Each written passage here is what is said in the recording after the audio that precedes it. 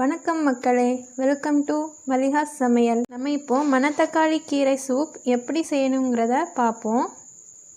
மணத்தக்காளி கீரை சூப் செய்வதற்கு தேவையான பொருட்கள் என்னென்னு பார்ப்போம். மணத்தக்காளி கீரை கொஞ்சமாக எடுத்துக்கிறோம்,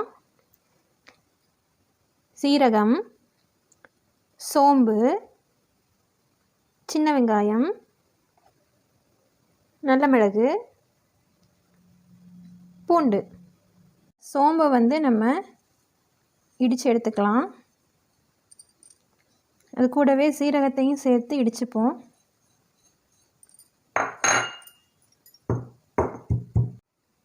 இந்த அளவுக்கு லைட்டாக இடித்தா போதும். அடுத்து நல்ல மிளகாய் இடிச்சுக்கலாம்.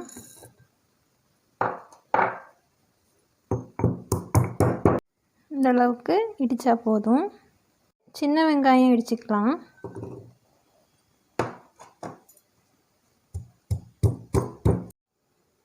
இப்படி 1-2 தட்டி எடுத்தால் போதும். இப்போ நம்ம பூண்டை இடித்து எடுத்துக்கலாம். அதுவும் இந்த மாதிரி தட்டி எடுத்தால் போதும். இந்த இருக்குது பார்த்திங்களா, இதுதான் மணத்தக்காளி காய். இது பழுக்கும்போது கருப்பு கலரில் ஆகிடும்.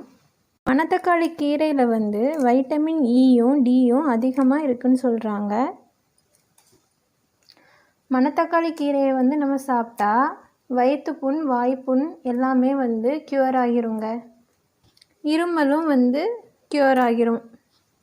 இது கூடவே நம்ம மணத்தக்காளி காய்களையும் நம்ம சேர்த்துக்கலாம். மணத்தக்காளி கீரை சூப் எப்படி பண்ணணுங்கிறத நம்ம இப்போ பார்ப்போம். ஃபஸ்ட்டு கொஞ்சம் தேங்காய் விட்டுக்கலாம். தேங்காய் ஏன் யூஸ் பண்ணுறோன்னா அப்போ தான் கொஞ்சம் மணமாக இருக்கும் சூப்பு. எண்ணெய் நல்லா காஞ்சிட்டு ஃபஸ்ட்டு நம்ம பூண்டு ஆட் பண்ணிக்கலாம்.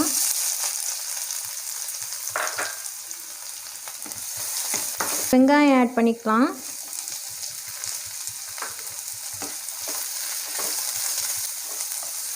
இதே நம்ம ஒரு 30 செகண்ட் வதக்கினா போதும். இது கூடவே நம்ம இடித்து வச்ச சோம்பும் ஜீரகத்தையும் ஆட் பண்ணுறோம்.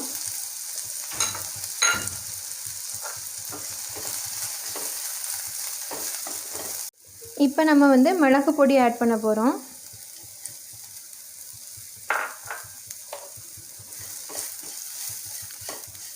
அரை லிட்டர் தண்ணி சேர்க்க போகிறோம்.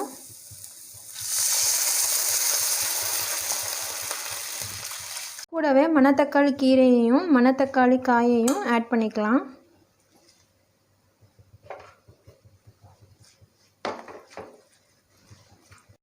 இது கூடவே நம்ம உப்பு சேர்த்துக்கலாம்.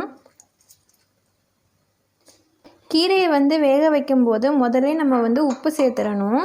அப்போ தான் கீரையில் உள்ள பச்சை கலர் மாறாது. எப்போவுமே நம்ம கீரை சூப் வைக்கும்போது மூடி வைக்கக்கூடாது. மூடி வச்சா அந்த பச்சை கலர் போயிடும். இது கூட கொஞ்சம் மஞ்சள் பொடி சேர்த்துக்கலாம்.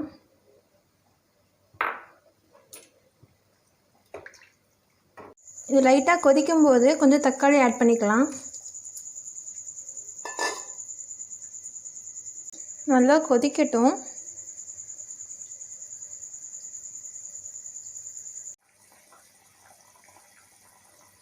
கடைசியாக நம்ம மல்லித்தழையும் சேர்த்துக்கலாம்.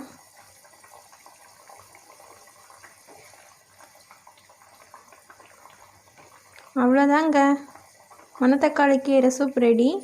இதை நம்ம ஃபில்டர் பண்ணியும் குடிச்சிக்கலாம், இல்லைனா அப்படியேவும் குடிச்சிக்கலாம்.